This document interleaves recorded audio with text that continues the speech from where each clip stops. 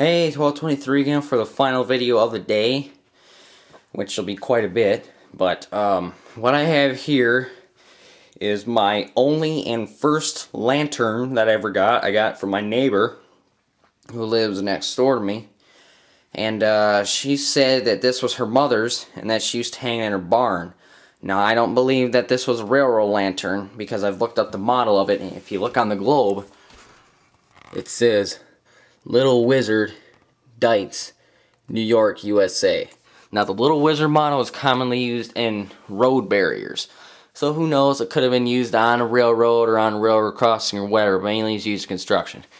And right here, it even too says, I don't think you can tell, but maybe the glare of the light, it says Little Wizard 2. Now, I have restored this lantern to where it was a lot better than when I got it. The paint doesn't count because the paint was already on there when I got it, but the thing was very dirty and everything was locked up from the paint. And I just plain fixed up, like I got the globe out and cleaned it up because the part here was stuck that pulls out the globe. On the other side of it, it says, I've yet to figure out what that top abbreviation means. But it says, but the bottom one means received in USA. But I've yet to figure out what the H or the lock knob means. But who knows? It could be something very simple.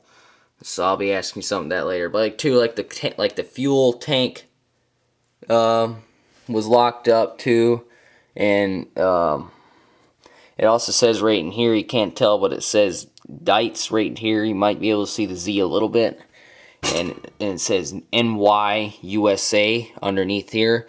The knob for the wick was stuck very badly. In fact, the wick is still very hard to turn. We have yet to figure out how we can access the burner, even though I looked up very many models of it online.